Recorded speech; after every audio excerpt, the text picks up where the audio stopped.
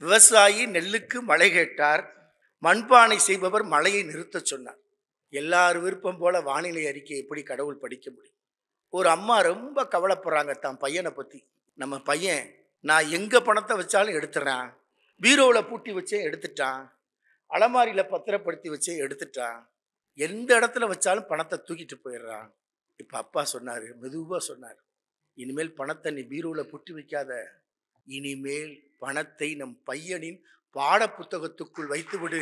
பாட புத்தகத்தை அவன் திறந்து பார்க்க மாட்டான், பணம் பத்திரமாக பாதுகாப்பாக இருக்கும் என்றார். உழைக்கும் அடித்தட்டு வர்க்கம் ஒன்றுக்கொன்று மோதிக்கொண்டது. தமிழினம் ஒன்றுக்கொன்று தலை சாய்த்து கொண்டிருந்தது. அந்த நேரத்தில் நமக்கு பொறிதட்டிய உண்மை இதுதான். மார்க்ஸ் கூறிய உண்மை. பிராணிகளின் உலகத்தில் சோம்பேறி தேனீக்களை உழைக்கின்ற தேனீக்கள் அழித்துவிடும். ஆனால் மனிதர்களாகிய பிராணிகளின் உலகத்தில் தான் உழைக்கின்ற தேனீக்களை சோம்பேறி தேனீக்கள் துல்லியமாக தம் உழைப்பின் மூலமே அழித்து விடுகிறது. 10 மாதம் சுமந்து ஒரு தாய் வெளியே விலங்கைத்தான் அனுப்புகிறாள். அந்த விலங்கை எது மனிதனாக மாற்றி காட்டுகிறதோ அதற்கு பெயர்தான் அறிவு. நாம் மருத்துவராகலாம், பொறியாளராகலாம், சட்ட வல்லுநராகலாம், ஆளும் அமைச்சராகலாம். முதலில் நான் மனிதனாக மாற வேண்டும். மனிதனாக எது மாற்றி காட்டுகிறதோ அதுதான் கல்வி. ஆனா என்ன நடக்குது? அப்படிதான் சுனாமி வந்தப்ப மசூதிகளின் வாசலில் பிணங்கள், திருக்கோவிலின் வாசலில் பிணங்கள். இத்தனை பிணக்குவிகளை பார்த்த பிறகு உங்களுக்கு புரியவில்லையா? மனிதர்களே, மரணத்திற்கு இந்து இல்லை, மரணத்திற்கு இஸ்லாமியன் இல்லை, மரணத்திற்கு கிறித்தவன் இல்லை. மரணம் எப்படி சகலருக்கும் பொதுமையோ அதை போல நீ வாழும் காலத்தில் பொதுமையாய் வாழ்ந்து காட்டு என்றுதான் சொல்லி உலகமெல்லாம் கொண்டாடிய அந்த தமிழ்மா முனிவர், காவி உடுத்திய காரல் மார்க்ஸ் என்று நம் மனதில் நிறைந்திருக்கிற அந்த மேதை சிந்திக்க மறந்து போய் 32 ஆண்டுகள் உருண்டோடிவிட்ட நிலையிலே இன்றைக்கு இந்த மேடை அவரை சிந்தித்துக் கொண்டிருக்கிறது. தமிழகமெங்கும் உலகமெங்கும் அவர் நினைவுகள் அசை போட்டுக் கொண்டிருக்கிறது. அதிலும் குறிப்பாக கோவையில் அவரை பற்றிய எண்ணங்கள் எப்போதும் ஈரப்பதமாய் இதமாய் இருந்து கொண்டே இருக்கிறது. இந்த நிலையிலே தான் நாம் சிந்தித்து பார்க்கிறோம். அருமையாய் சொன்னார்கள் நம்முடைய ஐயா வேலாயுதம் அவர்கள். நம்முடைய ஆதீனத்திற்குட்பட்ட பிரான்மலை பகுதியைச் சேர்ந்தவர்கள். அதை சங்க இலக்கியத்திற்குரிய தலைநகரமாய் மாற்றி காட்டியவர் நம் மகா சன்னிதானம். மறைந்துவிட்ட பாரிவேளை, மறைந்துவிட்ட கபிலரை நினைவு கூறுகிற சங்க இலக்கிய பெருவிழாவை நடத்தியே புலகாங்கிதம் அடைந்தவர். இன்றைக்கு நாம் சிந்தித்து பார்க்கிறோம். ஒரு ஆன்மீக தலத்தில் இருந்தவரை, அறிவுத்தலத்தில் விழிப்புணர்வை தூண்டியவரை, சமூக மேம்பாட்டை பற்றி சதாசர்வகாலமும் சிந்தித்தவரை இன்றைக்கு இந்த அரங்கம் நினைவு கூறுகிறது. அவரது வாழ்க்கை வரலாறு மண்ணும் மனிதர்களும் என்று ஒரு சிறிய சுருக்கமாய், ஒரு விரிவான வரலாற்று நாயகர் தன் வரலாற்றை காலம் கருதி சுருக்கமாக சொல்லிவிட்ட செய்திகளில், இளமை பருவத்தில் தொடக்க காலத்தில் சொந்த ஊரில் பிள்ளையார் கோவிலில் இருந்த முடை நாற்றத்தை அப்புறப்படுத்துகிறார். பிள்ளையார் கோயிலுக்குள் செத்து கிடந்த நாயை கண்டுபிடித்து தூர்வாரி சுத்தப்படுத்துகிறார். இளமை காலத்திலேயே அந்த பிள்ளையார் கோவிலின் முடை நாற்றத்தை தூர எறிந்தவர்தான் பின்னாளில் ஆன்மீக தளத்தில் முடைநாற்றம் வீசுகிற நிலைப்பாடுகளை எல்லாம் மாற்றி மக்களை வெளிச்சப்பாதைக்கு அழைத்து வந்தார் என்பதுதான் வரலாறு கூறுகிற செய்தி. அதை போல நிறைய செய்திகள். அப்பர் பெருமானை தன்னுடைய ஆன்ம நாயகராக எடுத்துக்கொண்டார். ஆன்மீக தலத்தில் யார் அப்பர் பெருமான்? 7ஆம் நூற்றாண்டில் எழுந்த ஞாயிறு சமய உலகத்தில் முன்னை பழமைக்கும் பின்னை புதுமைக்கும் இணைப்பு பாலம் விட்டவர் அப்பர் பெருமான். உத்ராக்க மாலைகளை அள்ளி போட்டுக் கொண்டவர், திருநீற்றை திருமேனியெங்கும் பூசிக்கொண்டவர், சேரவாரும் சகத்தீரே என்று எல்லோரையும் அறைகூவி அழைத்தவர், செவிகால் கேண்மின்களே என்று அறைகூவி அழைத்தவர். ஆனால் புதுமை கருத்துக்களை, சமுதாயத்தின் மேம்பாட்டுக்குரிய கருத்துக்களை 7ஆம் நூற்றாண்டிலேயே விதைத்தார். சாத்திரம் பல பேசும் சலுக்கர்கள் கோத்திரமும் குளமும் கொண்டு என் செய்குவீர் என்று கேட்டவர் அப்பர் பெருமான். திருக்கோவிலில் மரங்களில் செடி கொடிகள் மண்டி கிடந்த, கோபுரங்களில் மண்டி கிடந்த செடி கொடிகளை அப்புறப்படுத்தினார். திருக்கோவிலில் இருக்கிற கலைகளை மட்டும் அப்புறப்படுத்தவில்லை, மனித சமுதாயத்தில் மண்டி கிடந்த கலைகளையும் அப்புறப்படுத்தினார். அந்த தளத்தை தான் ஏற்றுக்கொண்டு சமயம் என்பது தொண்டு, சமயம் என்பது மக்கள் பணி, சமயம் என்பது இல்லாதோரை இருப்போராக ஆக்கி காட்டுவது என்ற நிலைப்பாட்டை எடுத்துச் சென்றவர் தான் நம் குன்றக்குடி அடிகள் பெருமான். நிறைய சிந்திக்கலாம். கோயிலுக்கு ஒருத்தர் வந்தார், சாமி கும்பிட்டார். நிலத்தை உழுதுட்டு வந்திருக்கேன் கடவுளே, எனக்கு மழை வேணும் என்றார். அவர் நகர்ந்தார். அடுத்து ஒருத்தர் வந்தார், தை மாசம் வந்துருச்சு, பொங்கலுக்கு மண்பானை வேணும், மண்ணை பிசைஞ்சிட்டு வந்திருக்கிறேன், அது காய்ஞ்சு கரைந்து போய்விடக்கூடாது, நீரில் கரைந்து போயிடக்கூடாது, மழையை நிறுத்தினார். விவசாயி நெல்லுக்கு மழை கேட்டார், மண்பானை செய்பவர் மழையை நிறுத்த சொன்னார். எல்லார் விருப்பம் போல வானிலை அறிக்கை எப்படி கடவுள் படிக்க முடியும்? அவர் குழம்பி போனார். உடனே ஒரு ஆலோசனை குழுவை கூட்டினார். மனிதர்கள் என்னிடம் கோரிக்கைகளை கொட்டுகிறார்கள், அரசியல்வாதிகளிடம் கொட்டுவதைப் போல கொட்டுகிறார்கள். இந்த கோரிக்கைகளை நிறைவேற்ற முடியாமல் நான் தவிக்கிறேன். இவங்க இல்லாத ஒரு இடத்த, மனிதர்களே இல்லாத ஒரு இடத்தை எனக்கு காட்டுங்க. ஆலோசனை குழுவில் கடவுளின் கோரிக்கை. ஆலோசனை குழுவில் ஒருத்தர் சொன்னாரு, நீங்க இமயமலையில போய் உட்கார்ந்துக்கலாமே. கடவுள் சொன்னார், இப்பெல்லாம் அங்க மனிதர்கள் போர்க்கருவிகளோடு வருகிறார்கள், அங்க இருப்பது ஆபத்து. சந்திர மண்டலத்துல போய் உட்கார்ந்துக்கங்க. எத்தனை தடவை மனுஷன் அங்க காலை பதிக்கிறான், எப்ப பார்த்தாலும் அவன் சொந்த ஊருக்கு வர்ற மாதிரி வந்து வந்து போறான். அதுவும் சாத்தியம் இல்லை. நட்சத்திர கூட்டத்தில் ஒளிந்து கொள்ளலாமா? அதுவும் இயலாது. அங்கேயும் வந்து விடுவான். எங்கே ஒளிவது? ஆண்டவனுக்கு தெரியவில்லை, ஆலோசனை குழுவுக்கும் புரியவில்லை. இந்த நேரத்துல பூமியை பார்க்கிறாரா கடவுள். ஒரு அம்மா ரொம்ப கவலைப்படுறாங்க தான் பையனை பத்தி. என்ன கவலை? அப்பா கணவர்கிட்ட சொல்றாங்க, எங்க நம்ம பையன் நான் எங்க பணத்தை வச்சாலும் எடுத்துறான், பீரோவில் பூட்டி வச்சே எடுத்துட்டான், அலமாரியில பத்திரப்படுத்தி வச்சே எடுத்துட்டான், எந்த இடத்துல வச்சாலும் பணத்தை தூக்கிட்டு போயிடுறான். இப்ப அப்பா சொன்னாரு, மெதுவா சொன்னார், இனிமேல் பணத்தை நீ பீரோவில் பூட்டி வைக்காத, அலமாரியிலையும் பத்திரப்படுத்தாத, இனிமேல் பணத்தை மறைத்து வைக்க ஒரு பாதுகாப்பான இடம் இருக்கு. என்னங்க பாதுகாப்பான இடம்னு அம்மா ஆர்வமா கேட்க, இனிமேல் பணத்தை நம் பையனின் பாட புத்தகத்துக்குள் வைத்துவிடு, பாட புத்தகத்தை அவன் திறந்து பார்க்க மாட்டான், பணம் பத்திரமாக பாதுகாப்பாக இருக்கும் என்றார்.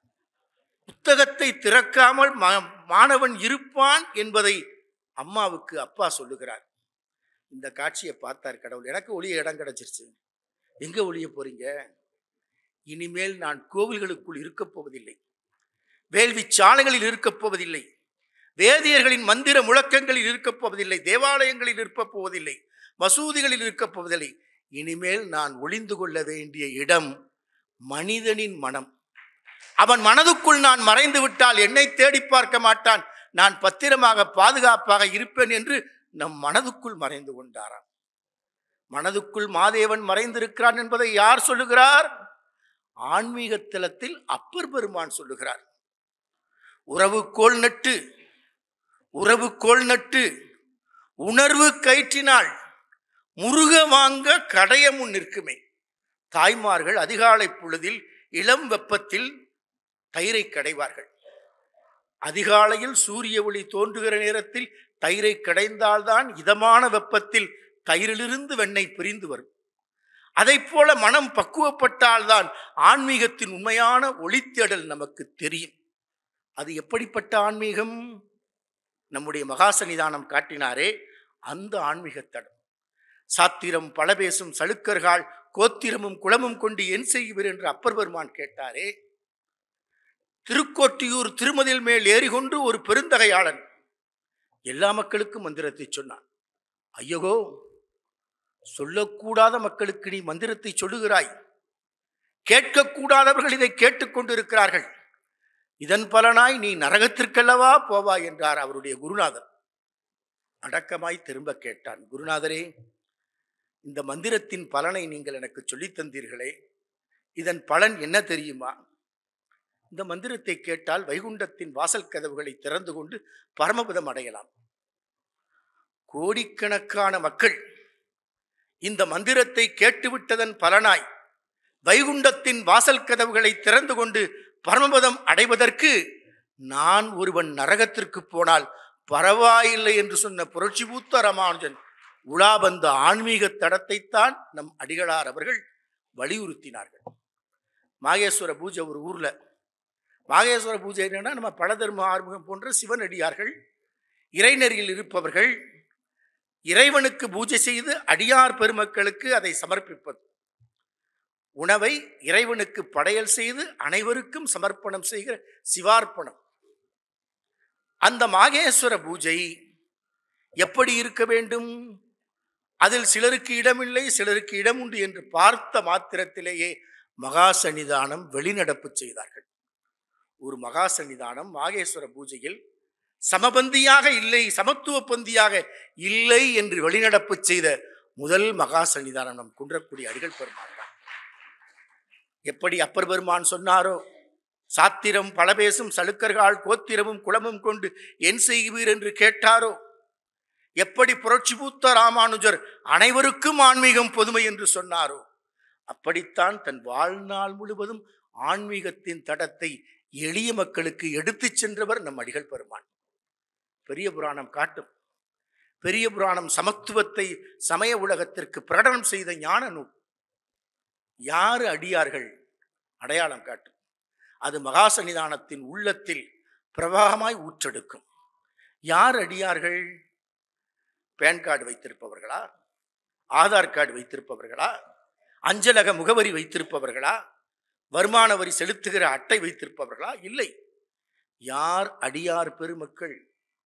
கேடும் ஆக்கமும் கெட்ட திருவினர், ஓடும் செம்பனும் ஒக்கவே நோக்குவர், வீடும் வேண்டா விரலி விளங்குவோர், நன்மை தீமை வாழ்வு தாழ்வு ஏற்றம் இரக்கம் இன்பம் துன்பம் எல்லாம் ஒன்றுதான் என்று வாழ்பவர்கள். சொர்க்கம் கிடைச்சிருச்சியா உனக்கு? வைகுண்டம் கிடைச்சிருச்சியா? அதுவும் வேண்டாம் என்று மறுதளித்து விட்டு என் கடன் பணி செய்து கிடப்பதே என்று பணியாற்றுகிறவர்கள்தான் அடியார் பெருமக்கள். அந்த அடியார் பெருமக்களின் தடத்தை ஆழ அகலமாக மனித சமூகத்திற்கு வழிகாட்டியவர் தான் நம் அடிகள் பெருமான். பெரிய புராணம் சொல்லும். நாடாளும் பல்லவ மன்னன் பெரிய கோவில் கற்றார். கல்லெல்லாம் பேசுகிற பொற்சிலைகள், மண்ணெல்லாம் விண்முட்டுகிற கோபுரங்கள், வண்ணங்களெல்லாம் உயிர்ப்புடைய ஓவியங்கள். இப்படி எழுப்பிய கோவிலுக்கு நாளும் நட்சத்திரம் நிச்சயிக்கப்பட்டு ஆகம வல்லுநர்கள் நிச்சயிக்கப்பட்ட நேரத்தில் நாடாளும் பல்லவ மன்னன் எதிர்பார்க்கிறான் இறைவன் வருவார் என்று. பெரிய புராணம் சொல்லுது, நம்ம சொல்லல. நாடாளும் பல்லவ மன்னன் எதிர்பார்த்து நிச்சயிக்கப்பட்ட நாளில் நேரத்தில் குடமுழுக்கு செய்கிற கோவிலில் இறைவன் எழுந்து அருள்பாலிக்கவில்லை. மன்னனுக்கு கனவுல வரார் இறைவன். உன் கோயிலுக்கு நான் வரலப்பா, எங்க போக போறீங்க? பூசலார்னு எனக்கு ஒரு அடியவன் இருக்கான், அவன் கட்டுறான் ஒரு பிரம்மாண்டமான கோவில், உலகத்தில் எவராலும் எழுப்ப முடியாத கோவில், அது அன்பு கோவில், அங்கேதான் நான் வருவேன், நீ வந்து பார்த்து கொள்றார். எங்க பூசலார் தேடி பார்க்கிற. நான் சொன்ன மாதிரி அஞ்சலக முகவரி கூட இல்லாத மரத்தடி முகவரியாய் இருக்கிற பூசலார். அவரது இதயத்திலே இறைவன் எழுந்து அருள்வாளிக்கிறான். அன்பும் சிவமும் இரண்டு என்பர் அறிவிலார். அன்பும் சிவமும் இரண்டென்பர் அறிவிலார். அன்பு சிவமாவது யாரும் அறிகிறார். அன்பு சிவமாவது அறிந்த பின் அன்பே சிவமாய் அமர்ந்திருந்தாரே என்று அன்புதான் கடவுள் என்று வழிகாட்டியதுதான் நம் சமயத்தடம். அதைத்தான் மகா சன்னிதானம் எடுத்துச் சென்றார்கள். மாகேஸ்வர பூஜை என்பது இறைவனுக்கு சமர்ப்பணம் செய்கிற அந்த பூஜையில் அடியார்கள் அனைவரும் சமம், எவரிலும் வேறுபாடு கிடையாது என்று. அதான் ஒரு மடத்துல சொல்றாங்க சாமி, சில பல ஆண்டுகளுக்கு முன்பு, இன்னைக்கு நம்ம மடத்துக்கு மன்னர் வர்றாரு, நல்ல தடபுடலான விருந்து, ஆடம்பரமான விருந்தை ரெடி பண்ணுங்க, விமர்சையான விருந்து தயாரிச்சது. நீங்க நிறைய பேர் கேள்விப்பட்ட செய்தி தான். குறித்த நேரம் வந்துச்சு, மன்னர் வரல. ஆச்சரியமா எல்லாரும் கேட்குறாங்க, என்ன இன்னும் மன்னர் வரலையே, மன்னர் வரலையே. கொஞ்சம் பொறுங்கன்னாங்க. கொஞ்ச நேரம் கழிச்சு, கழனியில் உழைக்கிற சேரும் சகதியுமாய் இருந்த உடலோடு 7 விவசாய தோழர்கள் வருகிறார்கள். அவர்களுக்கு மகா சன்னிதானம் பூரணகும்ப மரியாதை, மன்னருக்கு தருகிற மரியாதையை 7 விவசாய தோழனுக்கு கொடுத்து அழைத்து வந்து தலைவாளை இடைத்து விருந்து அவங்களே பரிமாறுறாங்க. மன்னர் வருவாரேன்னு கேட்கிறாங்க பணியாளர்கள். இவங்கதான்ப்பா நம்முடைய மன்னர்கள் என்று மகா சன்னிதானம் சொன்னார்கள். கீழ்வெண்மணி விவசாய தொழிலாளர் தோழர்களின் வாழ்வில் என்னாலும் மறக்க முடியாத நிகழ்வு. அந்த கீழ்வெண்மணி பாதிக்கப்பட்ட நேரத்தில், அந்த துயரச் சம்பவம் நடைபெற்ற நேரத்தில் முதல் சென்று ஆறுதல் கூறி வந்த முதல் மடத்தின் தலைவரும் நம் அடிகள் பெருமாள் தான். அது மட்டுமல்ல, நிறைய செய்திகள் அவர்கள் வெறும் விளம்பரத்திற்காக அல்ல, சமய வாழ்க்கை மக்களை ஈடேற்றுவதற்கு என்பதை வாழ்நாள் முழுவதும் நிரூபித்தவர்கள் நம் மகா சன்னிதானம். இன்றைக்கும் எண்ணி பார்க்கிறோம். தென் மாவட்டத்தில் ஜாதி கலவரம் வந்துச்சு. ஜாதி கலவரம் நடைபெற்ற நேரத்தில் மகா சன்னிதானம் மறைந்துட்டாங்க. அப்போதே முதல்வர் நமக்கு வேண்டுகோள், முத்தமிழறிஞர் கலைஞர், தென் மாவட்ட ஜாதி கலவரம் நடக்குது, சிவகங்கையில முதல்ல சந்திக்கிறாங்க. அந்த பொதுக்கூட்டத்தில் அமரர் தாக்கியின் மணி விழா. நாமும் அந்நாளைய முதல்வர் முத்தமிழறிஞர் கலைஞரும் மேடையில் இருக்கிற முதல் நிகழ்வு. நமது பேச்சை கேட்டுவிட்டு கலைஞர் அவர்கள் பேசுகிற போது சொன்னாங்க, கண்ணை மூடிக்கொண்டு கேட்டேன். அடிகளார் மறைந்து விட்டார் என்று இந்த நிமிடம் வரை நான் நினைத்திருந்தேன். இப்போது நான் உணர்கிறேன், அடிகளார் மறையவில்லை, பொன்னம்பல அடிகளாராய் வந்திருக்கிறார். இது கலைஞர் அவர்கள் கூறிய செய்தி, சிவகங்கை மண்ணில். தொடர்ந்து சொல்றாங்க, இப்போது அடிகளாருக்கு நிறைய கடப்பாடுகள் இருக்கிறது. பொன்னம்பல அடிகளாருக்கு அடிகளார் விட்டு சென்ற பணிகளை தொடர வேண்டும். தென் மாவட்டம் இப்போது ஜாதி தீயால் வெந்து கொண்டிருக்கிறது. அங்கு சென்று அமைதிப்பணி ஆற்ற வேண்டும் என்றார். அங்கு சென்றோம். கடுமையான சவால்கள், நெருக்கடிகள். உழைக்கும் தொழிலாளர் தோழர்கள் ஜாதியால் கூறு போடப்பட்டிருந்தார்கள். தமிழர்கள் ஜாதியால் கூறு போடப்பட்டிருந்தார்கள். உயர்ந்தார் தாழ்ந்தார் என்ற பேதத்தோடு ஜாதி தீ எரிந்து கொண்டிருந்தது. அமைதிப்பணி ஆற்றிவிட்டு அங்கு தெரிந்த தெளிவான கசப்பான உண்மை இதுதான். உழைக்கும் அடித்தட்டு வர்க்கம் ஒன்றுக்கொன்று மோதிக்கொண்டது. தமிழினம் ஒன்றுக்கொன்று தலை சாய்த்து கொண்டிருந்தது. அந்த நேரத்தில் நமக்கு பொறிதட்டிய உண்மை இதுதான், மார்க்ஸ் கூறிய உண்மை. பிராணிகளின் உலகத்தில் சோம்பேறி தேனீக்களை உழைக்கின்ற தேனீக்கள் அழித்துவிடும். பிராணிகளின் உலகத்தில் சோம்பேறி தேனீக்களை உழைக்கின்ற தேனீகள் அழித்துவிடும். ஆனால் மனிதர்களாகிய பிராணிகளின் உலகத்தில் தான் உழைக்கின்ற தேனீக்களை சோம்பேறி தேனீக்கள் துல்லியமாக தம் உழைப்பின் மூலமே அழித்து விடுகிறது. இந்த கசப்பான உண்மையை கண்டறிந்த பிறகுதான் அமைதிப்பணியை நிறைவாய் ஆற்றி அமைதி திரும்பிய பிறகு நம்முடைய முத்தமிழறிஞர் கலைஞரை மதுரையிலே சந்தித்து, மதுரை மாநகராட்சி வெள்ளி விழாவிற்கு புறப்பட இருந்தவர் நமக்காக நேரம் ஒதுக்கி தாழ்த்தி தாமதமாய் சென்றார். நாம் கொடுத்த அறிக்கை தொடக்க முதல் கடைசி வரை படித்தார். நிவாரணப் பணிகள் போதுமானதாக இல்லை என்ற போது அந்த மக்களுக்கு தேவையான குடியிருப்புகளை தேவையான அளவில் காங்கிரீட் குடியிருப்புகளாக அமைக்க வேண்டும் என்று சொல்லிவிட்டு, அதற்கு பிறகு கிராமங்கள் இன்னமும் ஜாதிகளாக இருக்கிறது, அது சமத்துவ வீதிகளாக மாறுவதற்கு எல்லோரும் சேர்ந்து வாழுகிற குடியிருப்புகளை உருவாக்க வேண்டும், அதற்கு சமத்துவபுரம் என்று அழைக்கலாம் என்ற கோரிக்கையை நாம் கொடுத்தோம். அதன் விளைவுதான் சமத்துவபுரம். இப்படிப்பட்ட நிலைப்பாடுகளை எல்லாம் தொடர்ந்து ஆற்றி வருவதுதான் நம் திருமடத்தின் கடமை. அந்த நிலையிலே தான் எண்ணி பார்க்கிறோம். நம்முடைய மகா சன்னிதானம் எந்த கடிதத்தை அனுப்பினாலும் திருமுறைகளே நமது மறைகள், திருமுறைகளே நமது மறைகள், திருக்குறளே நமது பொதுமறை என்று அழைப்பார்கள். தமிழகம் முழுவதும் அன்றைக்கு 60 ஆண்டுகளுக்கு மேலாக பட்டி தொட்டி எங்கும் மாணவர்கள், இளைஞர்கள், பெரியவர்கள் என்று அனைவருக்கும் திருக்குறள் செய்திகளை, திருக்குறள் கருத்துக்களை, சிந்தனைகளை விதைத்தார்கள். அந்த நிலையிலே தான் நாம் எண்ணி பார்க்கிறோம். திருவள்ளுவர் தான் தெளிவாய் சொன்னார், மனித சமுதாயத்திற்கு நிறைய பிரச்சனைகள், நிறைய சிக்கல்கள், நிறைய ஐயங்கள், நிறைய சந்தேகங்கள், இவற்றை தீர்ப்பதற்கான தீர்வு எது என்று கேட்டபோது திருவள்ளுவர் தான் ஒற்றை வரியில் உரத்து சொன்னார். எப்போதுமே நெகிழ்ந்து பேசுவார் திருவள்ளுவர். மகிழ்ந்து பேசித்தான் அவருக்கு பழக்கம். ஆணையிட்டு அவருக்கு வழக்கம் அல்ல. ஆனால் ஒரே ஒரு இடத்தில் ஆணையிடுவார். அது அரசின் ஆணை அல்ல, ஆண்டவனின் ஆணையும் அல்ல. சதா சர்வகாலமும் சமூகத்தை சிந்தித்து சிந்தித்து சமுதாய மேம்பாட்டிற்காக, மனிதகுல மேம்பாட்டிற்காக புறப்பட்ட சிந்தனையின் பொறி அதுதான். திருவள்ளுவர் தெளிவாய் சொன்னார். கற்க என்று சொன்னார். எல்லா பிரச்சனைகளையும் தீர்க்க ஒற்றை வழி கற்பதுதான் என்று சொன்னார். ஓலைச்சுவடி காலம் தொட்டு இன்றைக்கு இணையதளத்தின் காலம் வரை நம் கை விரல்கள் ஒரு போனை வைத்துக்கொண்டு நகர்த்தி கொண்டிருக்கிற காலம் வரை எல்லா பிரச்சனைகளுக்கும் தீர்வு கற்பதுதான். கற்பது மட்டுமா? கற்றதன் வழியில் நிற்பது. கற்றதன் வழியில் நிற்பது என்றால் நாம் என்ன நினைக்கிறோமா? இருக்கையை விட்டு எழுந்து நிற்கிறது நினைக்கிறோம். கற்றதன் வழியில் நிற்பது என்றால் என்ன? படித்தவன், செய்திகளை உள்வாங்கிக் கொண்டவன், கருத்துக்களை உள்வாங்கிக் கொண்டவன், சிந்தனையை உள்வாங்கிக் கொண்டவன் சிந்தித்ததன் பாதையில் செயல்பட வேண்டும்.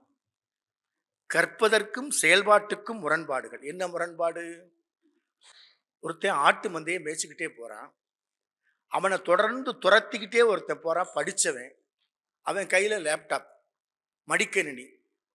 ஆட்டு மந்தையை அவன் பாட்டுக்க மேய்ச்சிட்டு போறான். இவன் விடலை, பேச்சு கொடுத்துக்கிட்டே போனான். ஏப்பா, உன் மந்தையில் எவ்வளோ ஆடுப்பா இருக்கு? இதை அவன் கவனிக்கலை. ஆடு மேய்க்கிறதுலே கவனமாக இருந்தான். ரொம்ப நேரம் அதை கேட்டுட்டு, சரி உனக்கு கணக்கு தெரியல, மந்த கணக்கை நான் கரெக்டாக சொல்கிறேன், எத்தனை ஆடு உன் மந்தையில் இருக்குன்ற சரி கணக்கு நான் துல்லியமாக சொல்கிறேன், சொல்லிட்டா நீ எனக்கு ஒரு ஆடை தரணும், நான் ஒரு ஆட்டை எடுத்துகிட்டு போவேன். அப்பையும் இவன் எதுவும் பேசல. மாடு மேய்க்கிறவன் ஆட்டு மந்தையை மேய்க்கிறதுலே கவனமாக இருந்தான். இவன் ஆட்டு மந்தை படத்தை வட்டமிட்டான், புவி வரைபடத்தை வட்டமிட்டான். அப்போ ஒரு துண்டுச்சீட்டு வெளியே வந்துச்சு. 1632 கணக்கு வந்துச்சு. ஆட்டுக்காரன்ட்ட சொன்னான், ஏப்பா உன் மந்தையில் 1632 ஆடு இருக்கு, கணக்கு சரியா? நான் ஒரு ஆட்டை எடுத்துக்கிறேன். இதுக்கும் அவன் பதில் பேசலை. ஒரு ஆட்டை எடுத்துக்கிறேன்னு தோளில் போட்டு நடந்தான். தம்பி நில்லுப்பா, இப்போதான் ஆடு மேய்க்கிறேன் பேசுகிறேன். தம்பி நில்லுப்பா, என் ஆட்டு கணக்கை இந்த மடிக்கணினியில் நீ பார்த்து சொல்கிற, என் ஆட்டு கணக்கு எப்பயுமே எனக்கு நினைவில் இருக்குப்பா. ஒரு ஆடு காணாமல் போனால் கூட என் தூக்கம் துளைந்து போகும், என் உறக்கம் காணாமல் போகும், என் பசி பறந்து போகும். ஒரு ஆடு கிடைச்சாதான் நான் பசியாறுவேன். இதுக்கு இந்த மடிக்கணினி வேண்டாம். எனக்கு 1632 ஆடு இருக்குன்றது தூக்கத்தில் தட்டி கேட்டாலும் சொல்லுவேன். ஆனால் இப்போ நீ ஒரு ஆட்டுக்குட்டியை தூக்கிட்டு போறியே, இது ஆட்டுக்குட்டி இல்லைப்பா, நான் வளர்க்குற நாய்க்குட்டி, அதை கீழே இறக்கி விடுங்க.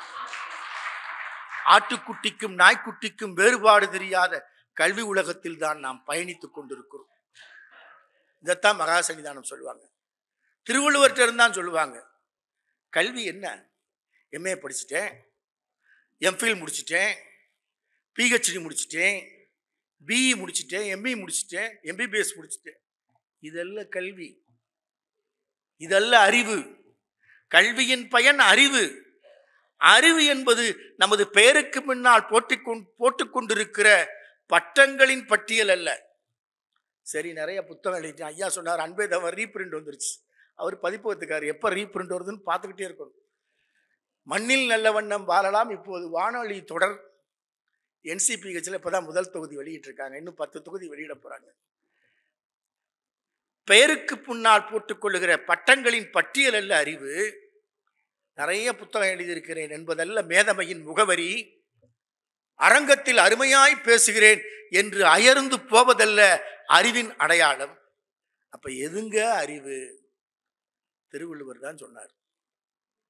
நேற்று துன்பப்பட்டான்ல, நேற்று நமக்கு நேற்று முன்தினம் ஒரு துன்பம் வந்தது சுனாமி என்ற பெயரிலே. நேற்று ஒரு துன்பம் வந்தது கொரோனா என்ற உருவத்திலே. நாளை எந்த துன்பம் வேண்டுமானாலும் வரலாம். ஆனால் நேற்றைய துன்பத்தை எது இன்றைக்கு இன்பமாக மாற்றி காட்டுகிறதோ அதற்கு பெயர்தான் அறிவு. பட்டங்கள் பெறலாம், அருமையாய் பேசலாம், புத்தகங்களை பதிப்பிக்கலாம். இது அல்ல அறிவின் அடையாளம். மனித குலத்தின் துன்பத்தை தன் துன்பமாக, அதைத்தான் திருவள்ளுவர் சொன்னார், ஒத்தது அறிவான் உயிர் வாழ்வான். யார் உயிர் வாழ்வான்? அடுத்தவன் துன்பத்தை தன்னுடைய துன்பமாக எவன் எண்ணி பார்க்கிறானோ அவன்தான் அறிவுலகத்தில் தோன்றியவன். ஆனா நம்ம என்ன நினைக்கிறோம்? நிறைய படித்தால் அதுதான் அறிவின் அடையாளம் என்று நாம் நினைக்கிறோம். எல்லா தாயின் கருப்பையும், எந்த தாயின் கருப்பையும் 10 மாதம் சுமந்து வெளியே அனுப்புவது ஒரு விலங்கைத்தான். 10 மாதம் சுமந்து ஒரு தாய் வெளியே விலங்கைத்தான் அனுப்புகிறாள். அந்த விலங்கை எது மனிதனாக மாற்றி காட்டுகிறதோ அதற்கு பெயர்தான் அறிவு.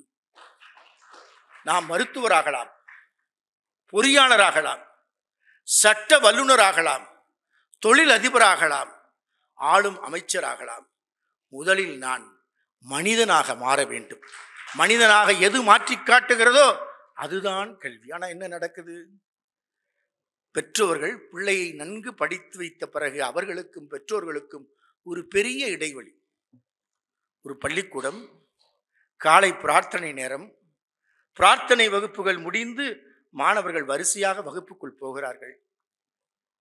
அந்த பள்ளிக்கூடத்துக்குள்ள ஒற்றைக்கண் உருவம் ஒன்று நுழைந்துருச்சு.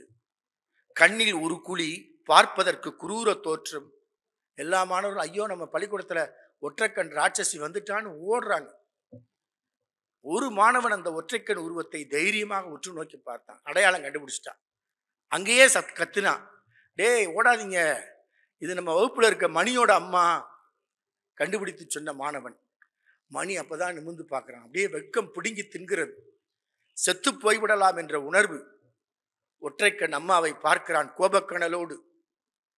தன் ஏழை மகன் மணியை படிக்க வைப்பதற்காக வெயிலிலும் மழையிலும் பனியிலும் காய் கனிகளை கூடையில் சுமந்து கொண்டு விற்று திரிகிற, வேர்வையை ரத்தமாக சிந்தி தன் பிள்ளையை படிக்க வைக்கிற ஏழை தாய் மணியின் அம்மா. அம்மா பார்த்து கேட்டான், எதுக்கு பள்ளிக்கூடத்துக்கு வந்த? இப்படி கேவலப்படுத்துறதுக்காக வந்தியா? எனக்கு அவமானத்தை தர்றிய, எதுக்கு நீ எல்லாம் உயிரோட இருக்க? செத்து போன்ற. அம்மா துடித்து போனாள். அங்கேயே செத்து விட்டாள். அவள் போய்விட்டாள். மணிக்கும் அம்மாவுக்கும் அதற்கு பிறகு பேச்சுவார்த்தையே இல்லை. மணி நன்கு படித்தான், வளர்ந்தான், உயர்ந்த உத்தியோகத்திற்கு போய்விட்டான். கால வெள்ளம் அவனை வெளிநாட்டுக்கு அனுப்பி வைத்து விட்டது. வெளிநாட்டிலிருந்து ஒரு நாள் ஊருக்கு வர்றான். பள்ளிக்கூடம் அவனுக்கு பாராட்டு விழா நடந்துச்சு. பாராட்டு விழா முடித்து விட்டு திரும்பி பார்க்கிறான்.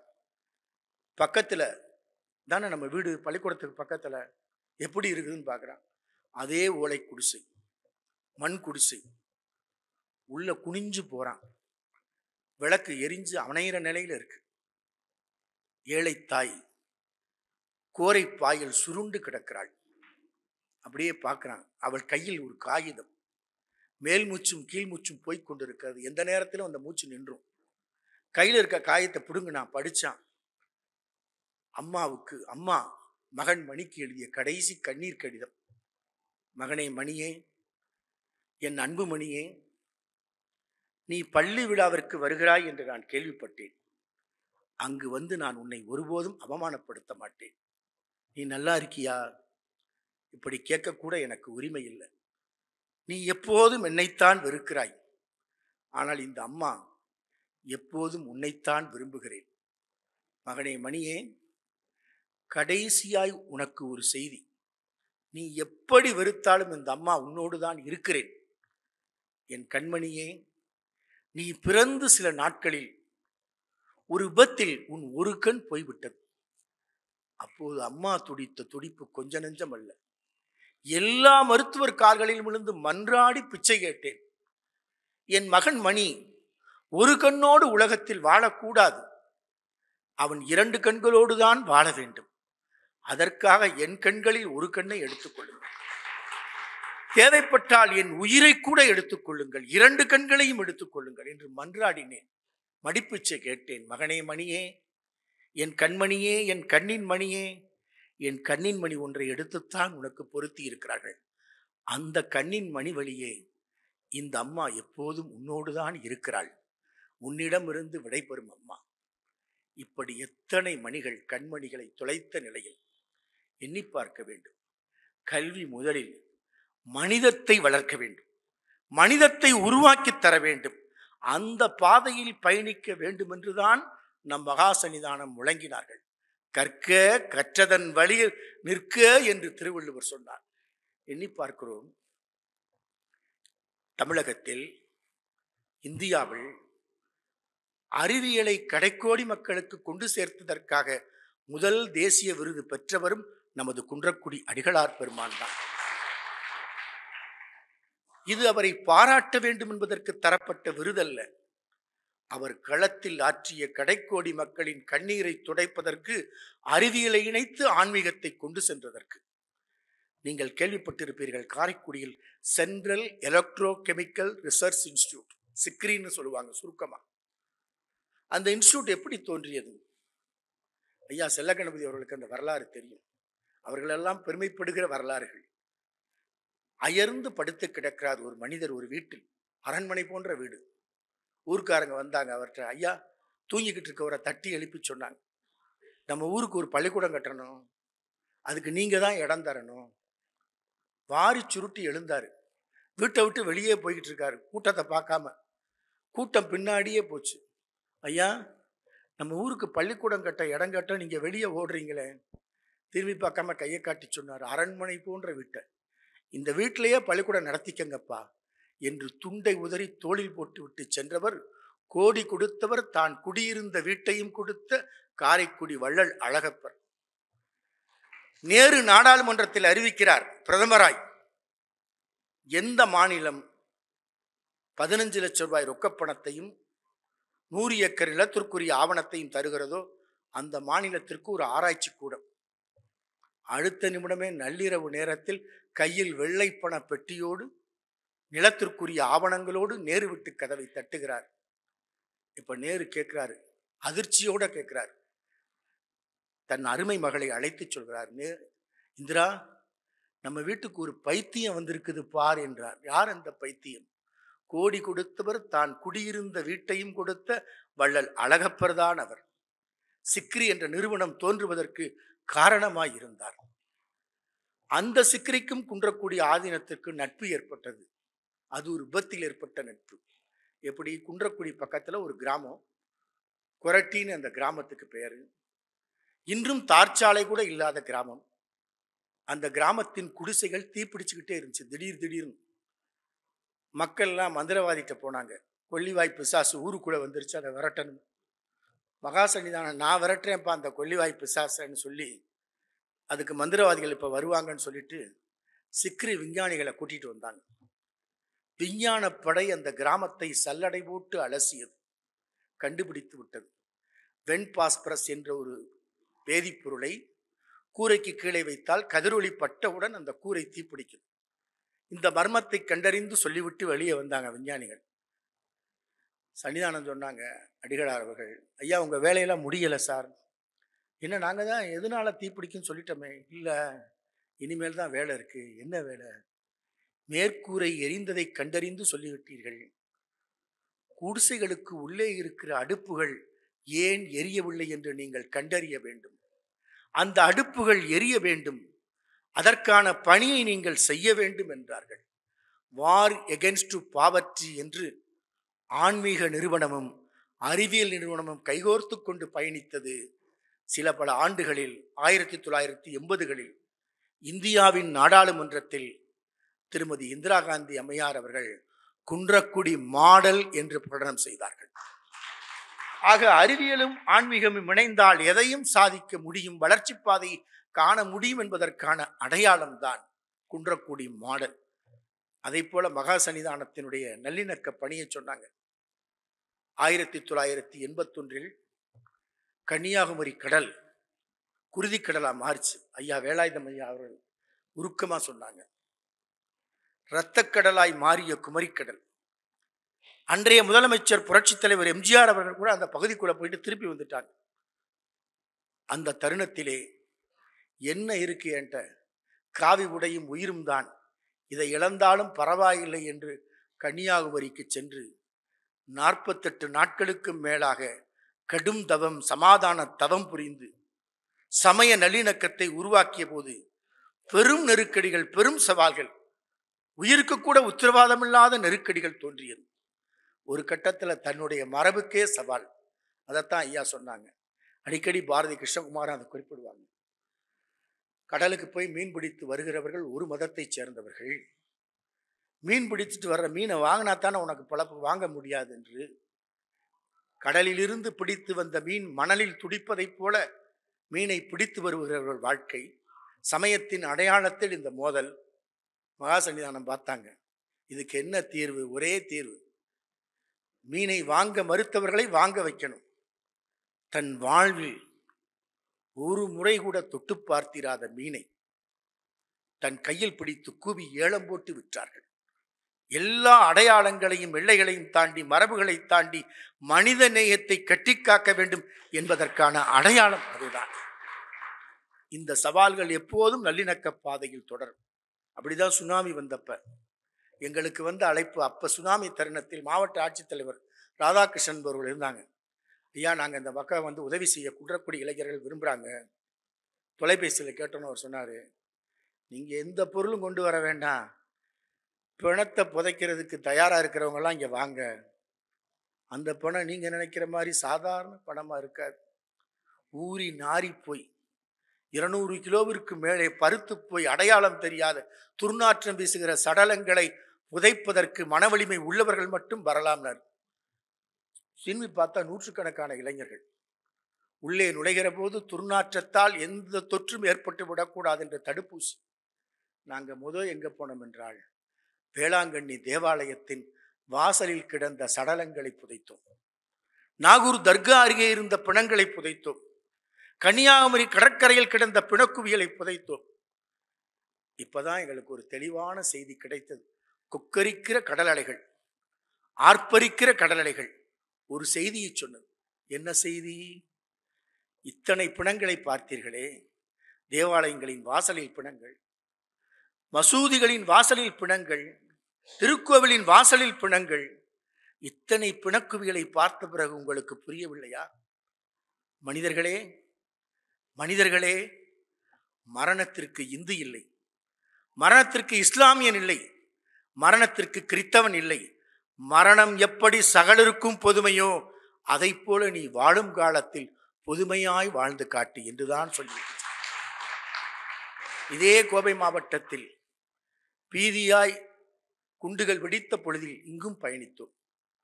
அமைதிப்பணியை தொடர்ந்தோம். அப்போது கூட அன்னாளைய முதல்வர் அவர்கள் கோகுலகிருஷ்ணன் கமிஷனை அமைத்திருந்தார்கள். பாதிக்கப்பட்ட பகுதிகளுக்கு சென்ற போது இளைஞர்கள் கேட்டார்கள், தன்னந்தனியாய் வருகிறீர்களே, உங்களுக்கு ஆபத்து ஏற்படுமே. இளைஞர்களே, நீங்கள் தான் எனக்கு காவல், இதைவிட வேறு என்ன காவல் இருக்க முடியும் என்று சொன்னோம். எல்லா தடுப்புகளையும் தாண்டி அமைதி பணியை முடிந்த அளவு செய்து ஒரு சமய நல்லிணக்க ஒரு கூட்டத்தை நடத்திவிட்டு விடைபெற்றோம். எல்லோர் மனதிலும் இருந்த கசப்பான உணர்வுகள் அகல விடைபெற்றோம். அந்த ஆண்டு ஓரிரு ஆண்டுகள் கழித்து அப்போதைய முதல்வர் கலைஞர் அவர்களது அலுவலகத்திலிருந்து ஒரு தொலைபேசி அழைப்பு. என்ன அழைப்பு? சமய நல்லிணக்கத்திற்கான கோட்டையமேர் விருதை உருவாக்கி இருக்கிறோம், முதல் விருதை நீங்கள் பெற வேண்டும். முதல்வரின் தனி உதவியாளர் சண்முகநாதன் தெரிவித்தார். எதுக்குங்கயான்னு? நீங்க கோவையில் போய் அமைதி பணி செஞ்சீங்கல்ல, அதற்காக. அது என்னங்க பெரிய பணி ஒன்று இல்லையே, இல்லை உளவுத்துறை தகவலின் அடிப்படையில் தான் உங்களுக்கு அந்த விருதை வழங்குகிறோம். இப்போது சொன்னார்கள், ஐயா, அமைதிப்பணி நல்லிணக்க பணி என்பது மக்கள் நலத்திற்காக மனித நேயத்திற்காக ஆற்றுவது, விருதுகளுக்காக அல்ல, வேண்டாம் என்று நாம் மறுதளித்து விட்டோம். இதுதான் நமது ஆதீனத்தின் பணி. மகா சன்னிதானம் இதைத்தான் நமக்கு அடையாளம் காட்டிவிட்டு சென்றார்கள். எல்லா எல்லைகளையும் தாண்டி மனித குலத்தை ஒருமைப்படுத்துவதுதான் ஆன்மீக தலத்தின் பணி. அந்த பணியை நாளும் நாளும் தொடர வேண்டும் என்பதைத்தான் மகா சன்னிதானம் நமக்கு அறிவுறுத்தி விட்டு சென்றிருக்கிறார்கள். அதைத்தான் திருவள்ளுவர் தெளிவாய் சொன்னார். அன்பின் வழி அது உயிர்நிலை என்றார். எப்போது உயிர் இருக்கிறது? இரத்த ஓட்டம் தடைப்படுவதால் உயிர் விடைபெறவில்லை. நாம் விடுகிற சுவாசக்காற்று நின்று போவதால் உயிர் விடைபெறுவதில்லை. இதயம் நின்று போவதால், இதய துடிப்பு நின்று போவதால் உயிர் விடைபெறவில்லை. எப்போது உயிர் விடைபெறும்? அன்பு அற்றுப்போகிற போதுதான். இதயம் அன்பால் துடிக்காத பொழுதுதான் உயிர் நம்மை விட்டு விடைபெறுகிறது என்று பொருள். அன்பின் வழி அதுதான் உயிர்நிலை என்று திருவள்ளுவர் சொன்ன தடத்தை, மனித குலத்தின் எல்லைகளை எல்லா எல்லைகளையும் தாண்டி காப்பதுதான் ஆன்மீகத்தின் தலம் என்று பணி செய்த மகா சன்னிதானத்தின் நூற்றாண்டை இன்றைக்கு மக்கள் சிந்தனை மேடை, கோவை மக்கள் சிந்தனை மேடை நிறைவாக கொண்டாடுவதற்கு நம் நன்றிகளை, வாழ்த்துக்களை, பாராட்டுக்களை தெரிவித்துக் கொள்வோம். அன்பின் பாதையில் நம் பயணம் அமையட்டும் என்று சொல்லி அனைவருக்கும் நன்றி கூறி, வாழ்த்துக்கள் கூறி, பாராட்டுக்கள் கூறி விடைபெறுகிறேன். நன்றி, வணக்கம்.